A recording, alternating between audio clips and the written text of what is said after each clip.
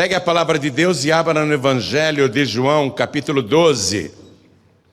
Eu vou ler apenas o versículo 7.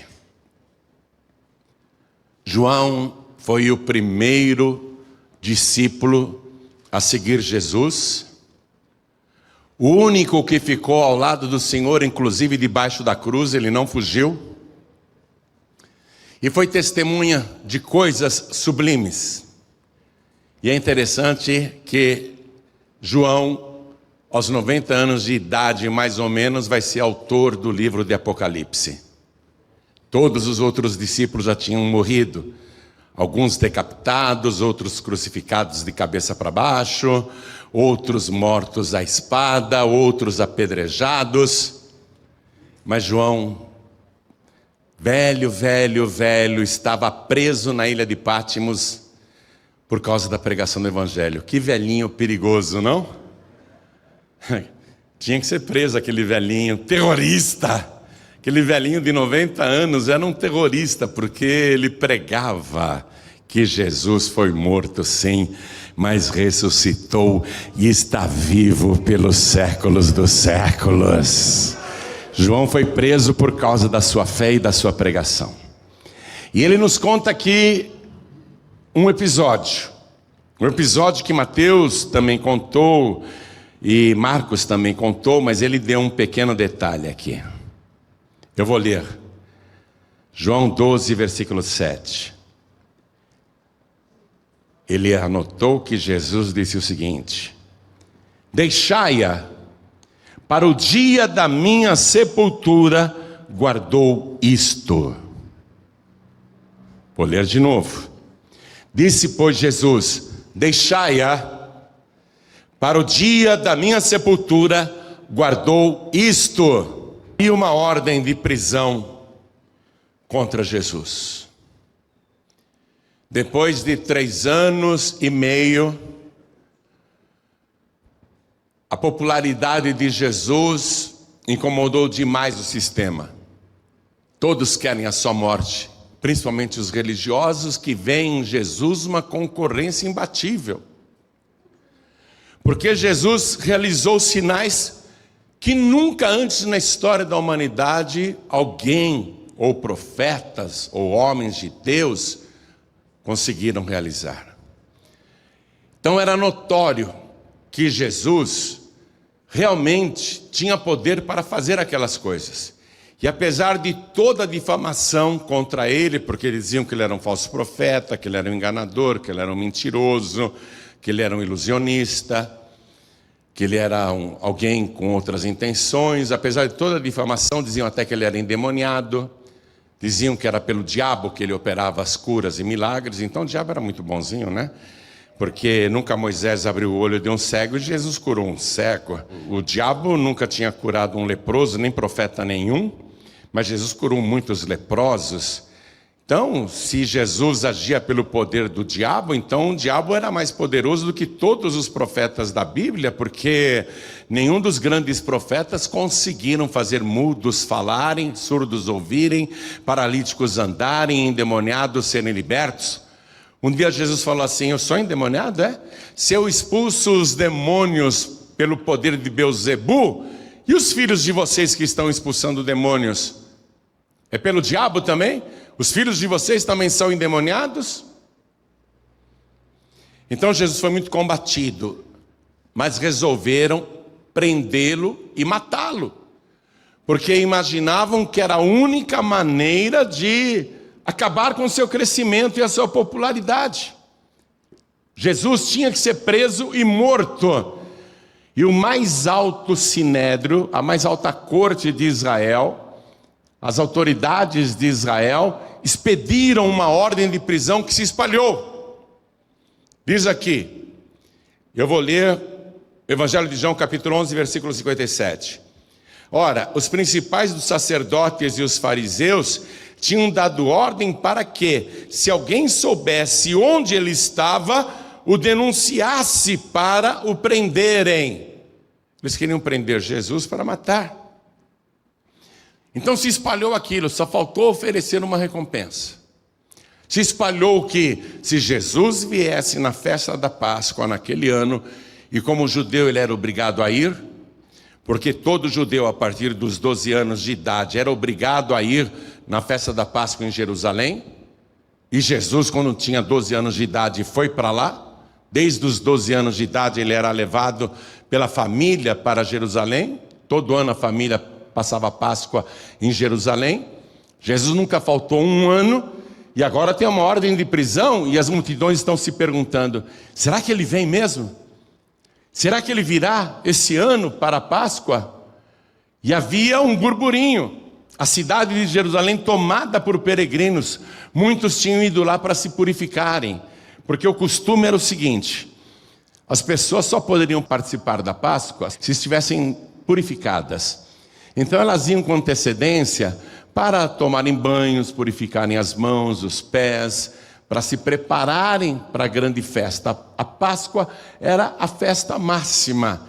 Então a cidade estava hiperlotada. E todo mundo perguntando: será que Jesus vai aparecer? Se ele aparecer, ele vai ser preso. Escute, quando alguém, no nosso tempo, tem uma ordem de prisão expedida, a pessoa não fica dando mole, fica? Não vai dar mole. A pessoa está com um mandado de prisão, o que ela faz? Se esconde, não aparece, fica em oculto, é ou não é? Arruma até documentos falsos, faz até operação plástica, muda a aparência, tinge o cabelo, corta o cabelo, raspa o cabelo. A pessoa não quer ser presa. Alguém quer ser preso? Hein? A pessoa está sendo procurada. Existe uma ordem de prisão no nosso tempo, eu estou falando. Uma ordem de prisão contra a pessoa. A pessoa vai passar numa blitz, ela vai tentar fugir da blitz. É ou não é? Toda pessoa que tem uma ordem de prisão não quer ser presa, ou quer? Claro que não. Porque a liberdade é reconhecida pela justiça como um anseio do ser humano. Quando um preso tenta escapar da prisão, a justiça sabe que esse é um desejo íntimo de cada ser humano. O ser humano não nasceu para ser preso, não, ele quer ser livre. Então tem uma ordem de prisão contra Jesus. Será que ele vem? Se ele não vier para essa festa da Páscoa, então ele não estará cumprindo a lei de Moisés. Ele estará transgredindo a lei de Moisés. Ele estará em pecado. Ele faltou. Ele não pode faltar, mas será que ele vem? Se alguém vir Jesus em qualquer lugar, avisem as autoridades para que ele seja preso. Jesus sabe disso. E apesar disso, vamos ler aqui o Evangelho de Marcos, capítulo 10, no versículo 32. E iam no caminho, subindo para Jerusalém, e Jesus ia adiante deles, e eles, os discípulos, maravilharam-se e seguiam-no atemorizados. Por que os discípulos estão atemorizados? Porque eles sabem que há uma ordem de prisão contra Jesus. Os discípulos estão com medo, mas Jesus está indo na frente. Não tenha medo não, viu? Jesus está na tua frente o tempo todo. E ele não tem medo de nada não. E tornando a tomar consigo os 12, começou a dizer-lhes as coisas que lhe deviam sobrevir. Jesus começa a profetizar e contar para os 12 discípulos o que iria acontecer com ele, dizendo: eis que nós subimos a Jerusalém, para aquela festa da Páscoa. E o Filho do Homem será entregue aos príncipes dos sacerdotes e aos escribas, e o condenarão à morte, e o entregarão aos gentios, quer dizer, aos romanos, porque só os romanos matavam os condenados por crucificação. E Jesus tinha que ser crucificado, não apedrejado, como era o modo de execução dos judeus. Versículo 34. E o escarnecerão, e o açoitarão, e cuspirão nele, e o matarão, mas ao terceiro dia ressuscitará. Jesus está dizendo, nós estamos indo para Jerusalém, estamos subindo, e realmente é uma subida. Quando você vai para Israel, para chegar em Jerusalém é uma subida, a estrada é uma subida. Eis que nós estamos subindo para Jerusalém. Jesus ia na frente deles, todo mundo apavorado, e ele na frente. E ele sabe o que vão fazer com ele. Sabe que ele será preso, será julgado, condenado, açoitado, cuspido, escarrado, escarnecido, humilhado, torturado, crucificado pelos romanos e morto. Ele sabe tudo isso. E ele continua em frente. Continua em frente. Por que ele continua em frente? Porque ele tinha que morrer naquela Páscoa. E quando ele chegou em Betânia, que ficava pertinho da cidade velha de Jerusalém, deram uma ceia para ele. Está quase na semana da Páscoa. Está quase na semana que ele vai ser morto por crucificação. Mas antes disso fizeram uma ceia para Jesus. E naquele jantar, a Maria, irmã de Marta e de Lázaro, chega em Jesus e derrama sobre ele um perfume caríssimo. Um perfume muito caro, que perfuma não só o corpo de Jesus até os pés, como toda a casa. A casa fica cheia daquele perfume maravilhoso. Judas Iscariotes, que era um ladrão, fica incomodado porque ele viu que se aquele perfume tivesse sido vendido, valeria pelo menos 300 dinheiros, quase um ano de salário de um trabalhador da época. E ele pensa, se esse perfume tivesse sido vendido, o dinheiro entraria na minha bolsa, na bolsa do grupo, e eu iria desviar esse dinheiro. Aí ele finge ser um homem bom e caridoso, e começa a criticar publicamente o que Maria de Betânia fez. Que desperdício! Por que não se vendeu esse perfume por 300 dinheiros e dessemos o dinheiro aos pobres? O Evangelho ressalta que ele disse isso não porque era um homem caridoso, bom e honesto, mas porque ele era ladrão. A palavra diz isso, ele era ladrão. Ele desviava o dinheiro da igreja, do grupo de Jesus. Foi nesse momento que Jesus, vendo aquela pressão e Judas inflamando todos os discípulos para que criticassem também aquele gesto de Maria de Betânia, onde é que já se viu que desperdício? Todo mundo embarcando na conversa fútil de Judas, todo mundo concordando com Judas. Jesus intervém. Foi aí que ele disse: deixai-a, deixai-a. Estão incomodando a mulher, estão pressionando a Maria.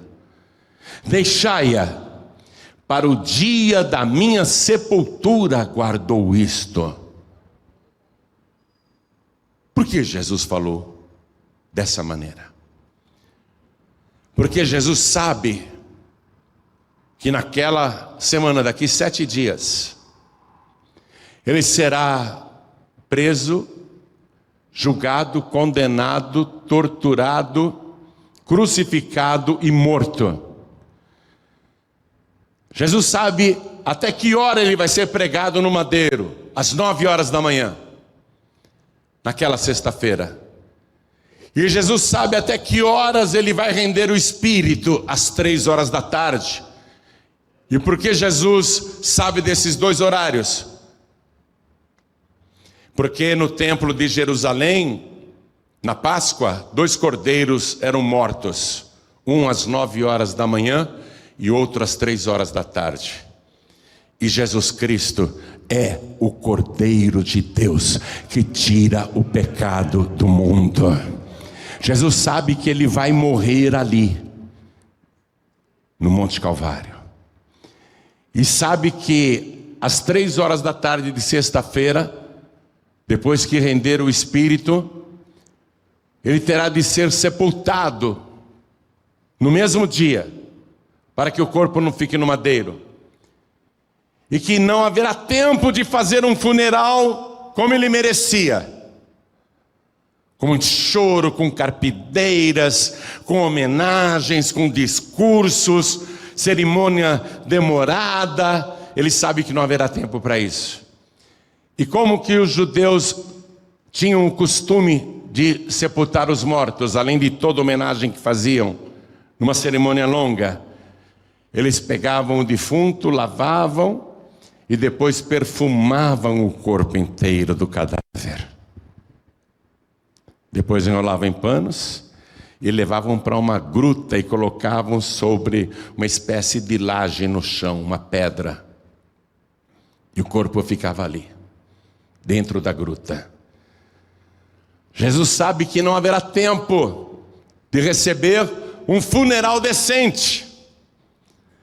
Ele sabe que vai morrer às 3 horas da tarde. E antes que a sexta-feira acabe e comece o sábado, ele tem que estar no sepulcro. Não haverá tempo de fazer um funeral mais cerimonioso, com muitas homenagens. O ritual de fazer tudo aquilo, lavar o defunto com muito capricho, perfumar o cadáver com muito capricho, uma cerimônia demorada. Ele será sepultado às pressas. E naquele jantar, Jesus está dizendo isso. Essa mulher que pegou esse perfume e derramou sobre a minha cabeça e ungiu todo o meu corpo. Não critiquem essa mulher, porque ela guardou isso para o meu funeral. Ou seja, uma semana antes de morrer, Jesus já é um cadáver. Ele está lá sentado entre homens, ele está participando da ceia, mas ele já sabe que é um cadáver. Ele não vai fugir da morte. Primeiro, não fugirá da morte, porque vai morrer por todos os pecadores e no lugar dos pecadores. E segundo, não fugirá da morte de jeito nenhum, porque ele dizia: para isso eu vim ao mundo. Terceiro, ele é o Cordeiro de Deus que tira o pecado do mundo. E quarto, ele não tem medo da morte, porque sabe que depois de morto, sepultado, no terceiro dia ressuscitará. Ninguém pode destruí-lo, ninguém pode vencê-lo, nem a morte. Pelo contrário, é Ele que vai vencer a morte. Jesus Cristo vai enfrentar tudo. Há uma ordem de prisão contra Ele. Quem souber de Jesus, denuncie. Será que ele vem para Jerusalém?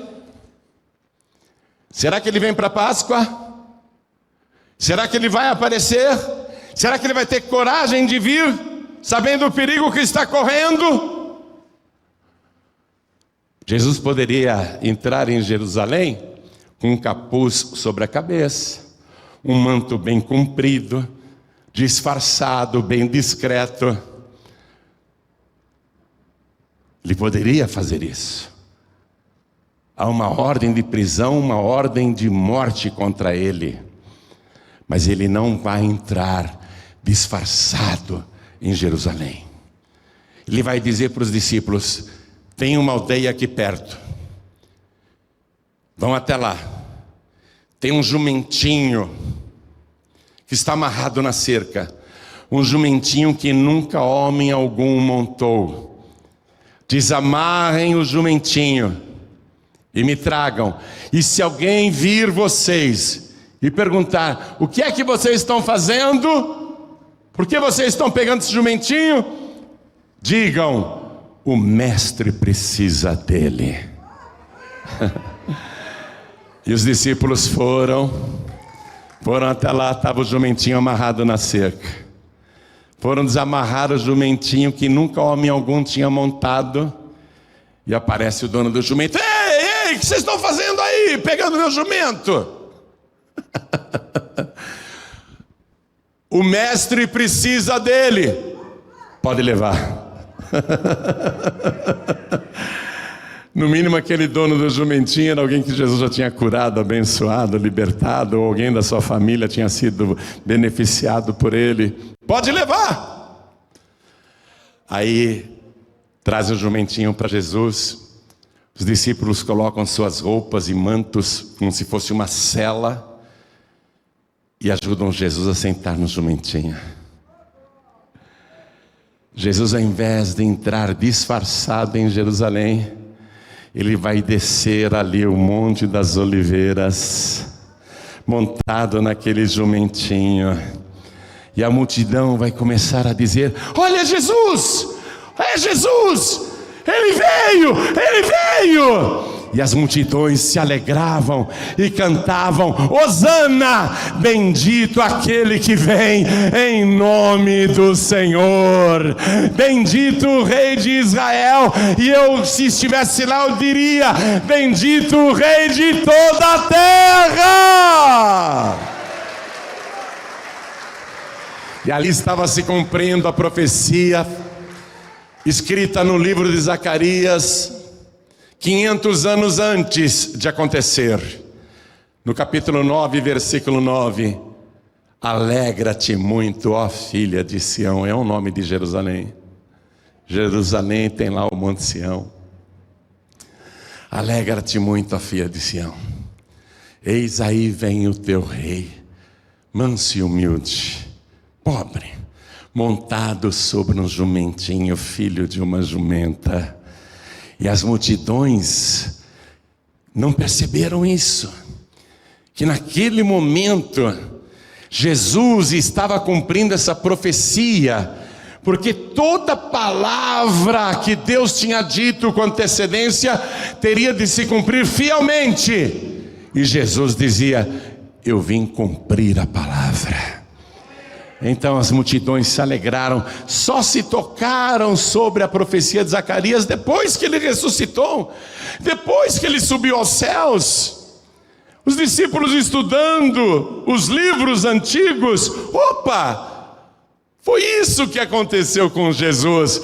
Então nós não temos mais dúvida: Jesus Cristo é o Rei dos Reis e o Senhor dos Senhores.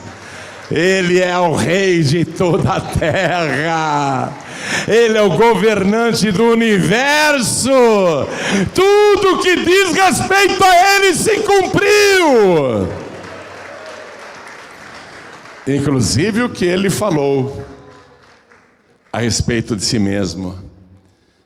Foi preso, foi julgado por um tribunal arbitrário, em total desrespeito à lei, à Constituição da época, que era a Torá, a lei de Moisés, com falsas testemunhas de acusação.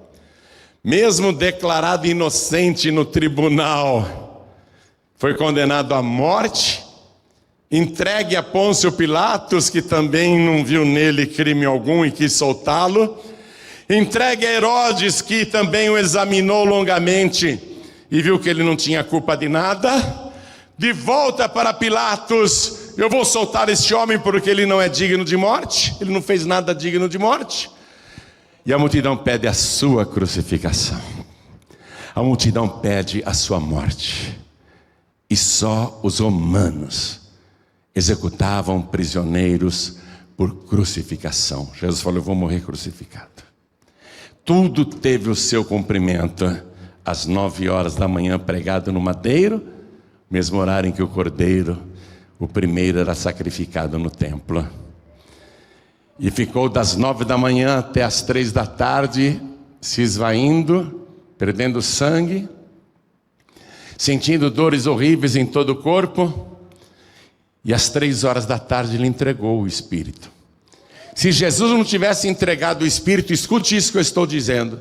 Se Jesus não tivesse rendido o Espírito às 3 da tarde, se Ele quisesse, Ele estaria pregado na cruz até o nosso século 21 e estaria lá ainda vivo. E Ele disse: ninguém tira a minha vida. Não foi Caifás, não foi o Sinédrio, não foi Pilatos, não foi a multidão. Jesus, ninguém tirou a sua vida, Ele deu a sua vida por cada um de nós e por toda a humanidade. E eu vim para buscar e salvar o que se havia perdido. Na ceia Ele disse: isto é o meu sangue que é derramado por vós, para expiação dos pecados. E se Ele tivesse sido sepultado, mas não ressuscitado, já seria uma grande bênção, hein? Que homem que Ele foi. Mas a maravilha é que Ele não é o homem que foi. Ele disse em Apocalipse: eu sou o Alfa e o Ômega, o princípio e o fim, aquele que era, aquele que é e aquele que há de vir, o Todo-Poderoso. Ele é o Todo-Poderoso. Eu fui morto, mas eis aqui tenho nas minhas mãos as chaves da morte e do inferno. Vamos ficar todos de pé. Jesus não foi vítima de acontecimentos descontrolados, como muitas religiões ensinam, por desconhecerem a palavra de Deus. Tem muita religião aí que prega: não, Jesus coitadinho, olha o que a humanidade fez com Ele, para a gente ver do que os seres humanos são capazes. Seres humanos são capazes de coisas terríveis. Mas não foi por causa de fatos fortuitos ou inesperados que tudo aconteceu. Se você começar a estudar a palavra de Deus, e eu aconselho que você faça o nosso curso grátis de teologia, são 2 anos. Você não paga nada, nem matrícula, nem mensalidade, nem material, nem certificado, nada. Se você começar a entender e a conhecer a palavra de Deus, você vai ver que este livro todinho, do começo ao fim, inclusive no Antigo Testamento, ainda que não tenha o nome de Jesus no Antigo Testamento, você vai ver a vida de Jesus contada em detalhes em todo o Antigo Testamento. Tudo estava profetizado, tudo estava determinado. Até aquele momento em que ele diz: eu tenho sede, porque faltava cumprir a última profecia. Ele na cruz, depois de tantas horas ali agonizando, ele diz: eu tenho sede. E lhe deram, ao invés de água, vinagre para beber. Aquela foi a última profecia escrita no livro de Salmos. Aí Jesus diz: está consumado. A vida dele foi por nossa causa. Tudo que ele sofreu, padeceu. Aliás, eu vou além. Foi até antes de você nascer, antes de eu nascer e antes de qualquer ser humano ter nascido. Porque o livro de Apocalipse diz que Jesus Cristo é o Cordeiro de Deus, que foi morto desde a fundação do mundo. O homem ainda não andava sobre a terra, mas já estava combinado que Jesus iria morrer por toda a humanidade. Eu não sei por que você não entrega a vida para Jesus, fica indo atrás de religiões furadas, acreditando em santinhos, santinhas, em gente morta que continua morta. Eu não sei por que você continua com essa fé em espíritos e entidades. Eu não sei por que você continua com essa falsa fé, até de deuses pagãos ainda, da Índia, da China, do Japão, acreditando em pessoas que não fizeram nada por você. Eu não sei por que você não acredita em Jesus. Você não sabe o que Jesus renunciou por tua causa. Ele tinha todo o poder e glória lá na eternidade. Se despojou de tudo para vir aqui a este mundo e tomar o teu lugar. E morrer no teu lugar. E ressuscitar para te dar a vida eterna. E se você entregar a vida para Jesus, sabe o que ele disse? Eu vou preparar lugar para vocês. E assim que tudo estiver pronto, eu virei outra vez. Eu voltarei e vos tomarei para mim mesmo, para que onde eu estiver, estejais também. Ele passou tudo isso por tua causa. Você quer continuar acreditando em espíritos, em imagens, em ídolos, em deuses pagãos, em deuses inventados pela imaginação humana? Você quer continuar tendo tudo isso? Tudo isso? O problema é seu. Mas Ele te ama tanto que agora Ele te oferece a oportunidade de você ter o seu nome escrito no livro da vida. Você pode até ter falado mal do caminho. Você pode até ter falado mal dele. Mas se você agora se arrepender, Ele vai perdoar os teus pecados. E Ele vai escrever o teu nome no livro da vida. E Ele vai salvar a tua alma. E Ele vai te transformar numa nova criatura.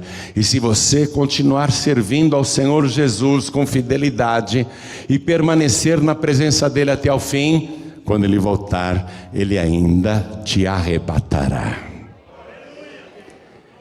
O que Ele veio fazer, ninguém jamais fez por você. Por isso eu te digo, vale a pena, viu? Olha para mim. Vale a pena você entregar a vida para Jesus. Vale a pena você agora erguer a tua mão e falar: eu quero receber Jesus como o único, suficiente, exclusivo e eterno Salvador. Quem quer, erga a mão assim bem alto. Todos que querem. Olha quanta gente. Todos que ergueram as mãos, vem aqui para frente, por favor, e vamos aplaudir ao nome de Jesus. E parabéns para você que tomou essa decisão. Parabéns, eu fico feliz por tua vida. Eu fico feliz por você. Eu fico feliz porque você tomou essa decisão. Me dá a mão aqui, quero cumprimentar vocês. Me dá a mão, quero cumprimentar vocês. Vamos aplaudir mais ao nome de Jesus, porque está chegando mais gente. Eu quero pegar na tua mão, quero olhar no teu olho, sabe por quê? Porque a gente vai se encontrar nas nuvens dos céus. Nós vamos caminhar juntos até a nova Jerusalém, a Jerusalém celestial. Nós vamos estar lá na glória. Vem, minha amada, vem aqui. Quem mais? Olha, mesmo com dificuldade, ela está vindo para entregar a vida para Jesus. Vamos aplaudir ao nome de Jesus. Parabéns, parabéns. Quero chamar você que está fraco, fraca na fé e diz assim: Pastor João Ribe, eu não tenho forças para continuar nesse caminho, para mim está tudo muito difícil. Vem aqui para frente, por favor, que nós vamos orar. E Jesus veio para te dar poder, poder para vencer. Se não fosse Jesus, eu já teria caído. Se não fosse Jesus, eu já teria desistido. Quando eu me sinto fraco, é Ele que me dá força, é Ele que me segura pelas mãos. E mesmo quando parece que eu vou cair, Ele me pega no colo. Se você se sente fraco, fraca na fé, com dificuldades para seguir Jesus, vem aqui para frente também, vem para cá, que nós vamos orar e você vai voltar para sua casa renovado, renovada. E enquanto alguém está vindo, eu quero falar com você que está assistindo pela TV. Quero falar com você que está ouvindo pela Rádio Feliz FM ou por outra emissora. Quero falar com você que está acompanhando pelo youtube.com/joãoribe. Quer entregar a vida para Jesus? Quer voltar para Jesus?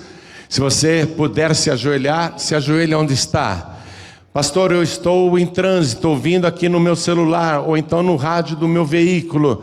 Não tenho como me ajoelhar. Tudo bem, coloque a mão sobre o teu peito, na altura do coração, que nós vamos orar agora e vamos aplaudir ao Senhor Jesus, porque está chegando mais gente.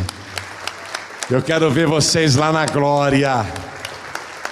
Eu quero que a gente more no mesmo bairro, lá na Nova Jerusalém. Eu vou falar para Jesus assim: Senhor, o senhor podia inaugurar um bairro aqui no céu chamado Paz e Vida? O senhor podia inaugurar um bairro aqui chamado Paz e Vida na Nova Jerusalém? Aí Jesus fala assim: mas aqui todo mundo é paz e vida. Eu vou dizer: sabe o que é? Que são as pessoas que lá na terra me acompanharam, pessoas que eu também acompanhei, queria que essas pessoas morassem perto de mim. Eu vou falar isso para Jesus, porque eu sei que o meu nome está escrito no livro da vida, e eu sei que o teu nome vai agora ser escrito no livro da vida, viu? Teu nome vai ser escrito neste livro. Se você puder se ajoelhar, amém. Se não conseguir se ajoelhar, não tem problema. Se você não conseguir se ajoelhar, não tem problema. Se mais alguém quer vir para frente, aproveita agora. Pastor Giancarlo, se ajoelha aqui do meu lado, meu filho. A igreja continua de pé, vamos ajudar essas pessoas. Estenda a tua mão na direção das pessoas ajoelhadas aqui na frente, ou das pessoas que estão aqui na frente, para abençoá-las. Quero que você escolha alguém para orar. Escolhe alguém aqui na frente. Olha alguém aqui que está aqui na frente. Escolhe alguém para você abençoar. Isso. Você que está de joelhos e quem está à distância também, com a mão sobre o peito, na altura do coração, ore assim comigo: meu Deus e meu Pai, eu ouvi a tua santa palavra e eu creio que o Senhor veio para me buscar e me salvar, e para isso foi até as últimas consequências e morreu na cruz, derramou o seu sangue para me lavar dos meus pecados. Agora, Senhor, apaga o meu passado, leva as minhas iniquidades, perdoa as minhas transgressões e escreve o meu nome no teu santo livro, o livro da vida, e me dê também do teu Santo Espírito para me ajudar nos dias que ainda tenho neste planeta. Eu quero perseverar até o fim e preciso da tua ajuda. Vem, Senhor, me guarda, me livra de todo mal, e quando o Senhor voltar, me leve contigo, porque a minha alma suspira para estar contigo por toda a eternidade, e eu tenho esse direito, porque eu declaro que o Senhor Jesus é o meu único, suficiente, exclusivo e eterno Salvador para todo sempre. Amém.